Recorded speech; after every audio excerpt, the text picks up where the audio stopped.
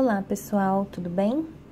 Bom, eu tenho aqui hoje um rascunho que eu vou usar para explicar para vocês como que ocorre as secreções digestivas no trato gastrointestinal. Quais órgãos produzem essas secreções digestivas, quais são os estímulos para a produção dessas secreções, substratos essas enzimas digestivas vão agir. Então, olha só. Vamos começar aqui pela boca, né? Então, lá na boca, a gente tem a amilase salivar. Então, lá na boca é produzida a amilase salivar, que é secretada junto com a saliva. Qual é o substrato da amilase salivar? Os carboidratos, né? O que estimula a secreção de saliva? A gente tem diversos fatores que levam à produção de saliva, né? A gente tem fatores neurológicos, fatores químicos, fatores mecânicos, né? Mas então, assim, visão, olfato, o tempo, né? O momento do dia que você está passando são fatores neurológicos que levam ao estímulo da produção de secreções ao longo de todo o trato gastrointestinal. Então, quando a gente vê um alimento, quando a gente sente o cheiro de um alimento, quando está na hora de almoçar. O sistema nervoso parasimpático e o simpático também alteram a produção de saliva, sendo que o parasimpático estimula e o simpático, não que ele inibe a produção de saliva, mas ele regula o tipo, a composição da saliva que é produzida. E, claro, a presença de alimento na boca leva a um aumento da produção de saliva e logo ao aumento da secreção de amilase salivar. Tudo bem? No estômago, o que acontece? No estômago, a gente tem a secreção de pepsinogênio e de ácido clorídrico. O ácido clorídrico acidifica o meio estomacal, a luz estomacal. E é o ácido clorídrico responsável por agir sobre o pepsinogênio, transformando o pepsinogênio na enzima ativa, que é a pepsina. Pepsina que vai agir sobre proteínas. Quais são os estímulos aqui para a produção do suco gástrico, né? Além dos fatores neurológicos que vão induzir produção de suco gástrico, a gente também tem alguns hormônios que regulam a produção do suco gástrico, né? E uma molécula aqui que age de forma parácrina. Que hormônios são esses? Então, a gente tem a gastrina. A gastrina é produzida no estômago. O que estimula a produção de gastrina? Proteína, presente na luz do estômago, e a acetilcolina. A acetilcolina é o neurotransmissor do sistema nervoso autonômico parasimpático. Então, aumenta, o que a gastrina causa? Aumento da produção de ácido clorídrico. Somatostatina. A somatostatina, ela reduz a produção de gastrina. A somatostatina, ela é produzida pela mucosa estomacal, mas também é produzida pela mucosa intestinal. E ela vai reduzir a produção de gastrina. O que causa, o que induz a produção de somatostatina? A acidez estomacal ou a acidez intestinal. Nós temos também a histamina. A histamina, ela vai induzir também a produção de ácido clorídrico.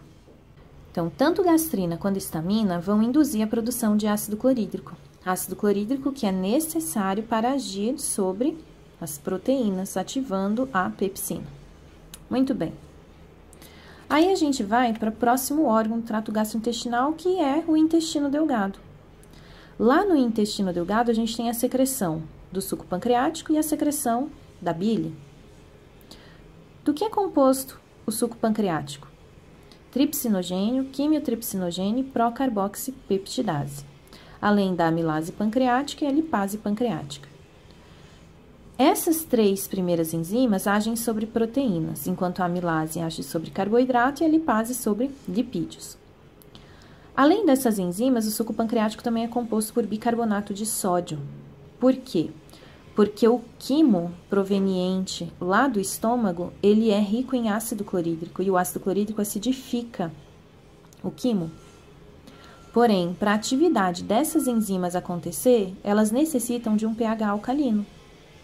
pH alcalino que é conseguido graças à ação do bicarbonato de sódio, neutralizando, então, e alterando o pH do suco pancreático, para ele poder agir sobre os nutrientes. Muito bem. E as enzimas que compõem o suco pancreático, elas são secretadas na forma inativa. Enzimas que agem sobre as proteínas são secretadas na forma inativa. Por quê? Para evitar que essas enzimas atuem sobre proteínas da própria célula pancreática. Essas enzimas, então, precisam ser ativadas. São os zimogênios que precisam ser ativados. Quem causa a ativação desses zimogênios? Bom, lá nos enterócitos, a gente tem na borda em escova uma enzima chamada enteroquinase. A enteroquinase ela é responsável por ativar o tripsinogênio, transformando ele em tripsina. Posteriormente, a tripsina será responsável por ativar o quimiotripsinogênio, transformando em quimiotripsina, e a procarboxipeptidase, transformando ela em carboxipeptidase. Aí, então, essas enzimas estão ativas para agir sobre as proteínas. Tudo bem?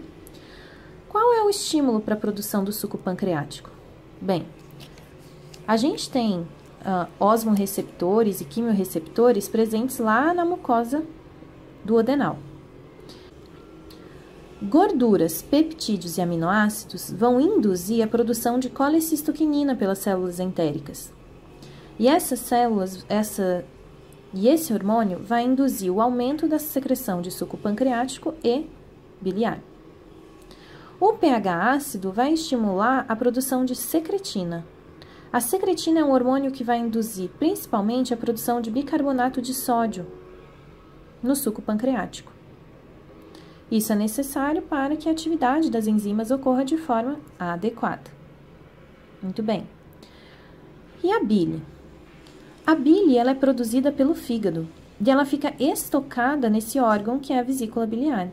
Sobre estímulos adequados, a bile vai secretar o suco biliar ou a bile.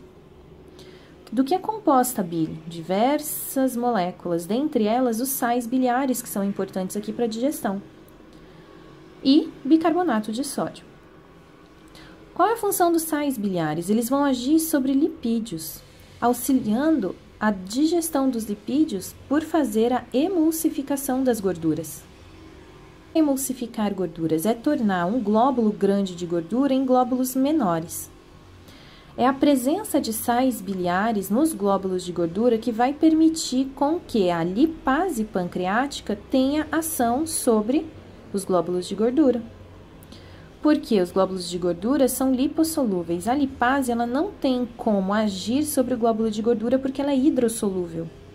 Porém, como os sais biliares são moléculas anfipáticas, eles criam uma superfície de interação de uma molécula hidrossolúvel com a gordura lipossolúvel, permitindo então que as lipases degradem